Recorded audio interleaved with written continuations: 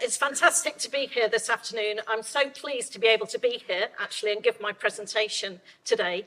And for me, Loughborough has always been about the people, about the teamwork, and about the collaboration. So I've started with the people here, many of whom you've heard about already. So first of all, Prof. Clyde Williams here in the middle, the founder of modern sports science at Loughborough University, and my leader, head of department, PhD supervisor for many years. Then Professor Adrian Hardman, who was really the pioneer in the exercise and health field at Loughborough University here. Prof. Leslie Bubis, I'm so thrilled to see him. I've not seen him for years. And we couldn't have done a lot of our work without him. Not just a brilliant surgeon, but a fantastic academic in his own right as well. Dr. Henrik Lacomi, the brilliant Martin Shorten had been just before me, helping everyone and doing all the technical stuff in the lab. But Henrik, for me, was the brilliant Henrik Lacomi. So thank you very much, Henrik. For all of your fantastic support in all of our laboratory methods, the electronics background in the physics department, and just absolutely brilliant. Then we've got Steve Brooks in the biochemistry lab, Maria Newt, also biochemistry, but looked after all our participants as well. Massive thank you. And our visitor, Bertel Shodin, who often came with his running group to Loughborough University and did fantastic work on the determinants of endurance running performance. So this was many members of the original team. So why am I giving the talk today? I'm not quite sure. I think I can look at Loughborough from a number of different angles. So first of all, just as a schoolgirl applying to Loughborough, how did I know as a 17-year-old that Loughborough was the place to go? Then the undergraduate degree at Loughborough and teacher training I did here. And then, of course, PhD in the Clyde Williams team, a year at Birmingham and Manchester Met, which were both great years. Back on the staff at Loughborough, combining my teaching, research and hockey career together with running the IYS for many years and actually writing the Athena Swan application for the school with Dr. John Morris. Massive job, but went really well. And then left to see Loughborough from another angle outside the department and to show, if you like, Loughborough's influence once you leave. Head of department at NTU, ran the department through COVID, which was a challenge. And the recurring themes, I think, will be quality people, collaboration, support from the university, which is crucial, the interrelationships of all of these things, life events, how they impact on work, and a little bit on how higher education has changed. Okay, so first of all, my perspective as a 17-year-old on Loughborough. How did I know to go to Loughborough? Well, first of all, you have to be interested in sport to know about sports science, or you did at the time anyway. So I had two older brothers. I think they say in psychology this is happen chance. So that was lucky. I had two older brothers to play with. So I played football in the garden. Then I went to a primary school that had a lot of sport. I played football with the boys. And one of them I didn't know at the time was Sean Curley, who, if you're a hockey player, you'll know. Sean went on to be the top international forward for the men's team that won the gold medal in 1988 in Seoul. So that was amazing, really. And then at secondary school, I was in the grammar school stream of a comprehensive, and the staff of the whole school was still contributing to sport. So it was a maths teacher that took hockey every day so that I could play boys and girls together every day for all the years that I was at school, which was massive. My interest in biology, I was really lucky to be to study the A-level through the Nuffield programme, which was an experimental programme. It was learning through experimental science. And my A-level project was actually the effect of running different distances on blood glucose concentration. So how did I know to do that when I was 17 or 18? I don't know. I didn't do it very well, but it showed my interest in the field. And then, how did I know about Loughborough? Well, women had only been accepted for 2 years at Loughborough when I was applying, but my careers department at school already knew all about Loughborough. They gave me the prospectus, recommended it. The PE staff all recommended Loughborough. I went for an interview at 2 PE colleges as well. And at Iron Marsh College, the person interviewing me said, "Have you applied anywhere else?" And so I'm thinking of applying to Loughborough. And he said, you must go to Loughborough. This was the person interviewing me at I Am Marsh. So, Loughborough's reputation was fantastic in that era, largely through the history of the PE colleges and the work there. And I applied for 4 Loughborough courses, first, second, third, and fourth. I won't tell you what the 5th choice was. So here I am with my 2 older brothers, my father photoing the family cortina, of course, myself as England under 18s, and you probably don't know, I haven't talked about it much, but I was actually drafted into the Moscow Olympic squad as an 18-year-old because, I performed well at under 18s. I probably would have never gone. I was one of 26. But then, my first introduction to politics and sport, later in that year, in 79, of course, the Soviet Union invaded Afghanistan, and the women's and men's hockey squads withdrew, whereas many of the other athletes went. So that was my first shock, that you can't really separate sport from other aspects of life. Okay. So first of all, my second view from the undergraduate perspective. So we had a fantastic Year 1 curriculum. This was in 1979, fully integrated with Loughborough Sport and with other departments in the university. So Year 1 physiology, we had Rex initially, Rex Hazeldean, who's here today, and everything's integrated. Rex was also, at the time, coaching the Loughborough University rugby teams. Here's Clive Woodward, Sir Clive, in the middle, and Tom Jones, who later went on to be head of department, was the secretary, is that right, Rex, of the club? Yes. Yeah, so everything's integrated. Then we had George Gandy for biomechanics. He went on to be national coach for athletics. And I think this is a really important mention. Pat Stone, who taught biomechanics originally in the department, he ran the intramural programme for the university. Even at the time, it was considered the best intramural programme in Europe. There were over 30 sports that you could take part in, and I was an intramural captain. I wasn't allowed to play in the hockey, but I played in some of the other sports like swimming and athletics. And we had to go every week, every Thursday at 5 o'clock, we had to go for a meeting with Pat Stone to make sure we had organised all our teams for Elvin Richards Hall for that week. He was really, really on it and totally committed. And that was sport for all, exercise and health for all at Loughborough, at that time. Okay, and then, we can't name everyone, but interesting, the psychology was taught in social sciences at the time by Bromley Knifton, and the seminars by Rod and Dave here in the department to make sure it was applied to sport. So I learnt about Skinner's rats and the Stanford prison experiment from the social sciences department. And then we also had, and Rod was the tennis coach at the time, of course, and Dave was the undergraduate admissions tutor. We all had multiple roles. We also studied history, philosophy, and sociology. Sports practicals, we've had the ones I mentioned already, a few more just to touch on. Of course, you've heard already, the netball was taken by Baroness Sue Campbell. That was really quite an experience. The swimming by Colin Hardy, who was national vets swimming champion at the time. And I think Colin's daughter is here today, perhaps in the audience, I'm not sure, but she was here this morning. Oh, okay, great. I'm so pleased you're here. And then, of course, Mike Holliday was coaching the football at the time and teaching statistics, but he also contributed to summer school, which really contributed to Loughborough's reputation as well, bringing people in every summer from all over the country. So Brenda Reid coached the hockey, and here we are. This is the team that Brenda took to Canada as part of the Road to the Olympics programme. Loughborough students contributing to Canada's Road to the Olympics programme. So second and third year, Prof Clyde Williams and Prof Adrian Hardman contributed more to exercise physiology.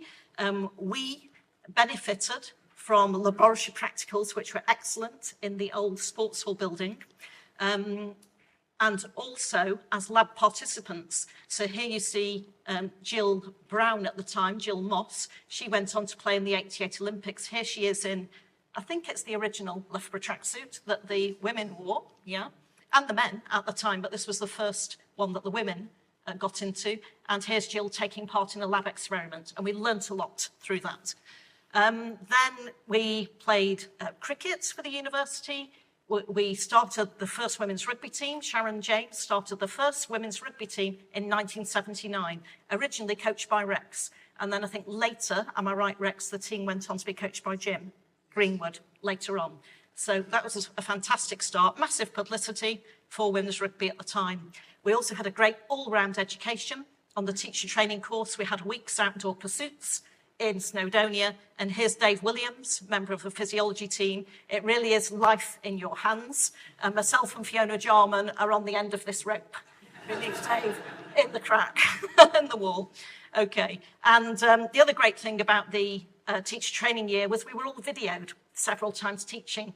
So you got to know how much you talked, and how much you didn't let the children be active, which was really helpful. Okay, so then my PhD in the Prof. Clyde Williams team. It was Clyde's research group, funded by the Sports Council. And already there were Adrian, Henrik, Dr. Steve Wotton, Dr. Martin Shorten. They were all ahead of me, starting their PhDs. And Les was already involved, consultant surgeon, but also doing his MD. So they were ahead of me. I was lucky the labs were started. I had somewhere to work. But pretty much all our facilities and methods for the experiments were developed from scratch. All I knew was I wanted to look at sprint running performance at Y. Steve Wotton had done some excellent work before with sprint cycling performance, metabolic responses to 6 and 30-second sprints with Les and with Clyde. And of course, as a hockey player, I was interested in running. And it was great at the time because there wasn't too much pressure for funding. At the time, I had a university scholarship and we could pretty much follow our interests. So I wanted to know about what limited performance in sprinting and what the causes of fatigue were. So we didn't know how to look at running in the lab. So Clyde and I went for a bit of a tour around some other labs. And we found in one of them a non-motorized treadmill used for rehabilitating people after injuries. Clyde said, have a go, Mary, see if you can run on it. Can you sprint? I had a go, nearly fell over, but we could. So we bought one, brought it back to the lab, and we showed it to Henrik. Henrik, can you do anything with this for us, please? And Henrik said, yes, of course, no problem. I can just mount a force transducer on the horizontal crossbar. I can put a speed transducer on the treadmill belt. I can interface it to a Commodore PET computer at the time, and later a BBC Micro computer. And we can determine the horizontal component of power by the instantaneous product of the horizontally applied force and the belt velocity. Okay, Henrik, there we go. Okay, good stuff. So here we are showing you that you really could sprint on the treadmill. Here's John Brewer, Prof. John Brewer now, who started his research work at the same time as me. And just to show you athletes of any age could do this, here's Dr. Dave Williams again, sprinting on the treadmill at the time when he was British decathlon vets champion. So absolutely brilliant. So now I'm just going to, hopefully if the video runs, show you one of our experiments in practice. I'm not showing the biopsy because of reasons that James mentioned earlier, but you can kind of see it all happening and how quick it relatively is. So if we go here.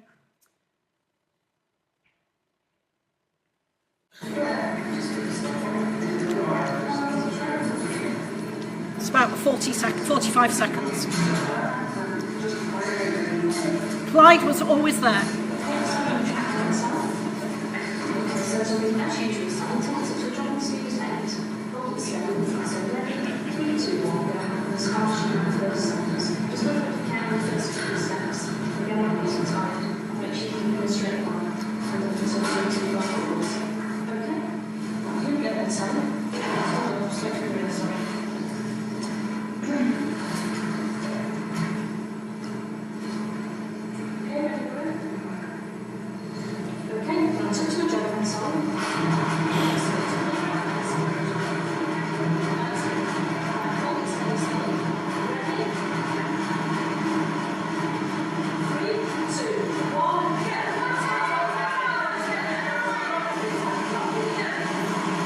So it's a 30-second sprint. Sally's already had a resting biopsy. 30 seconds is a long time.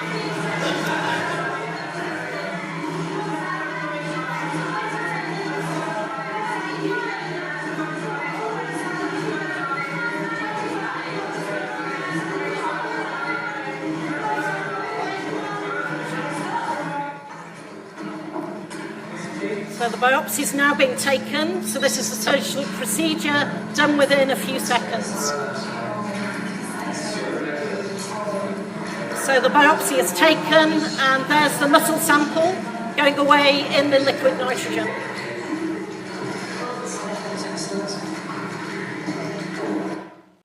So you can see it was a real team effort. It needs a lot of people to run this type of study. Obviously, Sally had to be trained to run on the treadmill, and this took a long time, before people could participate.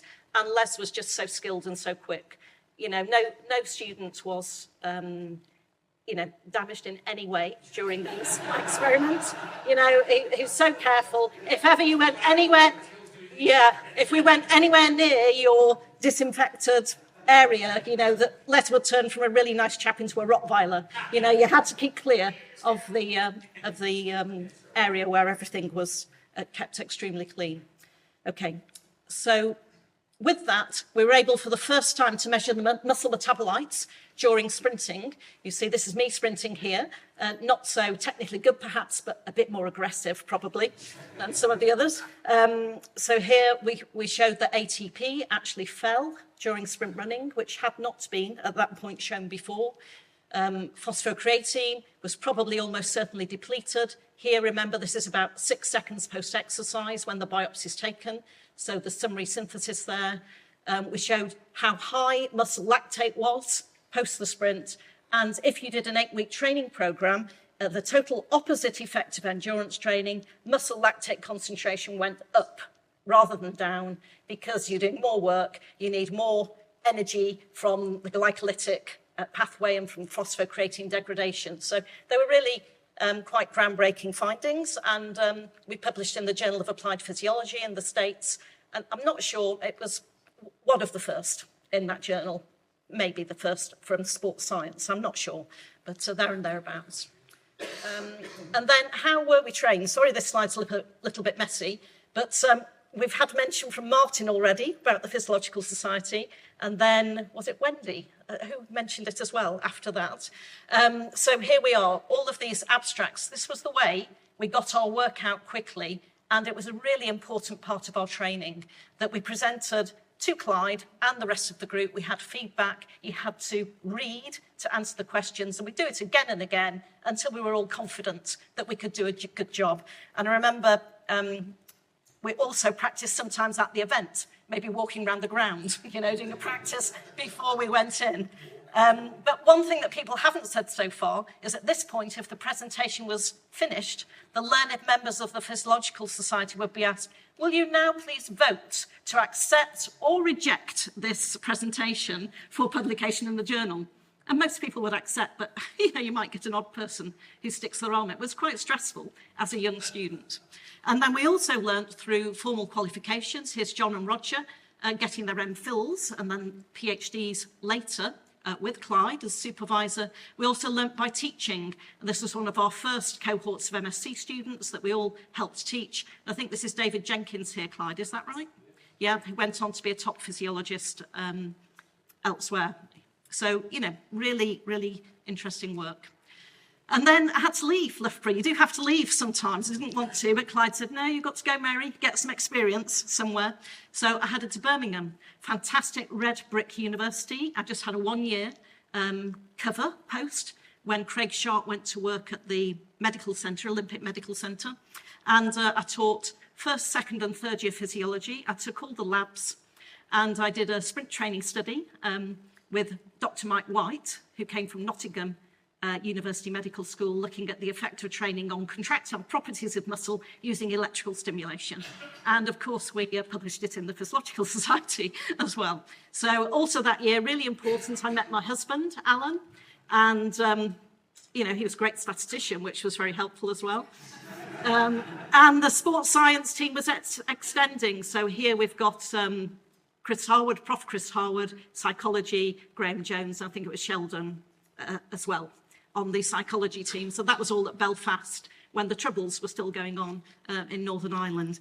And then that year, at the end of the year, I was fortunate enough to qualify for the 88 Olympic Games. We had to play a 3-match playoff against the Soviet Union to play And we were ranked 8th and we came 4th, so pretty good performance. But the men, of course, won the gold, and here we are with Ian Taylor, the men's goalkeeper, who carried the flag for the whole Olympic team at the end of the tournament.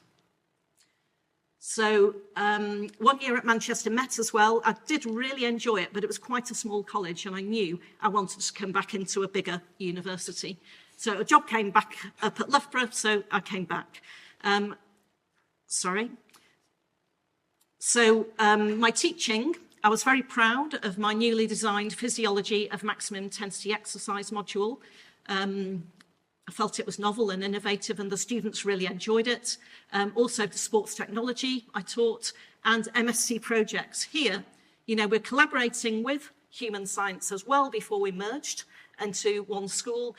This is in the environmental chamber, managed by Ken Parsons in ergonomics, which was at the time a part of human sciences. And of course, Ken went on to be Pro Vice Chancellor Research as well. So Neil Maxwell, the student, ran this exercise in the heat study, and this was really useful for our later work on exercise in the heat as well.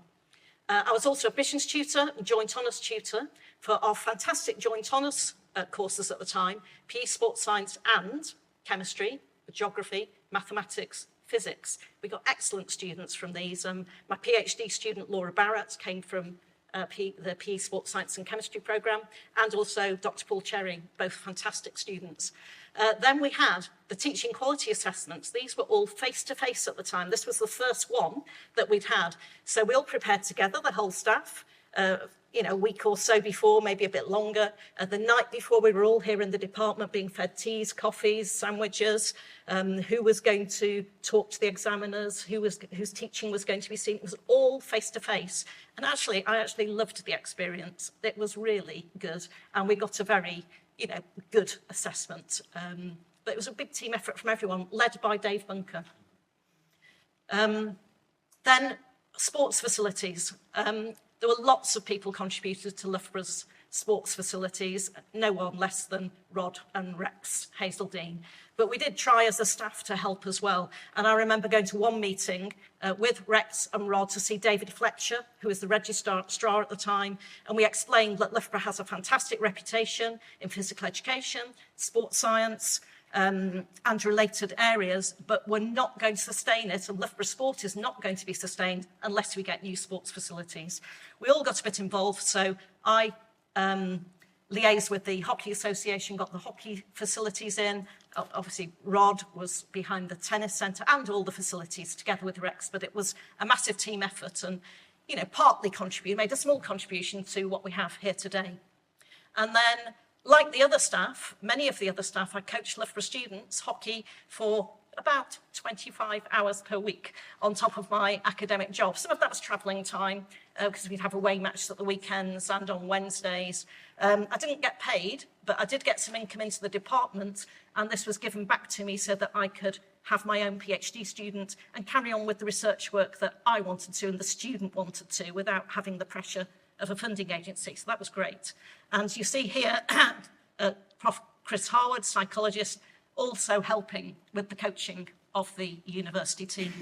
My hockey international career continued, of course, and at that time there was some mass spectator sport for women's football, and we had about 60,000 people at Wembley when we were able to play there on the football pitch, I might add. Okay. So we'll have to go a little bit more quickly now. We also looked at type 1 and type 2 fibres. This is my research back on the staff. Of course, we found higher phosphocreatine, higher glycogen, greater rates of utilisation in these fibres, published in the Journal of Physiology. My fantastic PhD student, Greg Bogdanis, looked at recovery of power output during sprinting. Here you'll see first sprint, 100% power, obviously at the peak, down to 40% fast recovery. But muscle pH, which at the time was thought to be the main limiting factor, is very slow to recover and very, very low, whereas phosphocreatine recovers really rapidly and is probably the key factor in terms of fatigue, although pH is still very important as well. We also looked at high-intensity intermittent exercise in our preparation. We got experience in the preparation for the Barcelona Olympics. Here we are in the environmental lab in human sciences again. Rex actually ran the training programme for the GB 1992 team, and was in effect my personal trainer. So thank you very much, Rex, at the time, before personal training was invented. And we managed to move up from 4th to the bronze medal position. But it stimulated an interest in this field.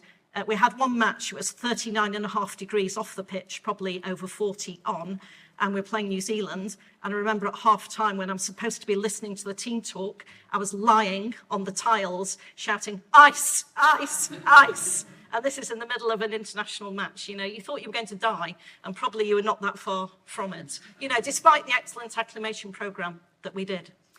John Morris, my brilliant colleague, followed this up with studies, exercise in the heat. So this is looking at rectal temperature, so with a rectal probe at the time, no temperature pulse for us at the time. So here we see the beautiful plateau during games-like activity in moderate conditions that Adrian had shown us as undergraduates in endurance exercise.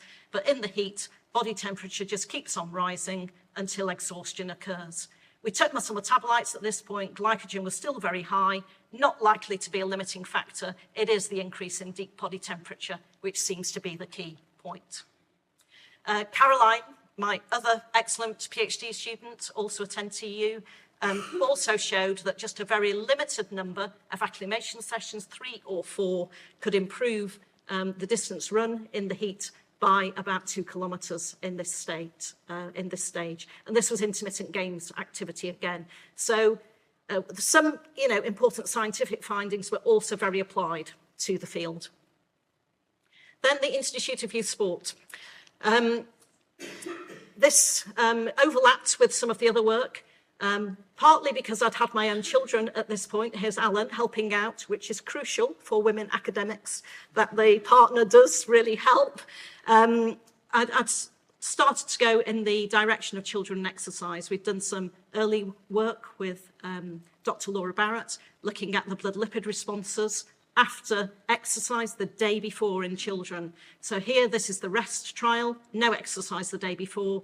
The plasma triglycerides are very high.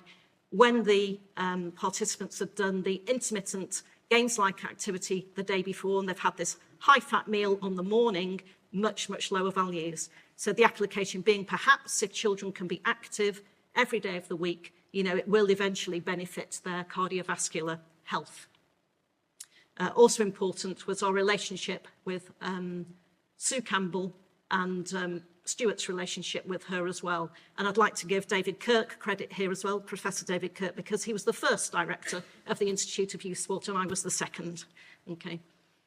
Then we carried on with our work in schools. Sue was very keen to have evidence to tell the government or suggest to the government that they really should support increasing physical activity in schools. So we're going in more of a physical activity and health direction. We did do some cognitive function work with Stefan Bandelow in human sciences at the time. So here, this is a Stroop test, pre-exercise, similar, immediately post-exercise, in the resting trial, there's no change.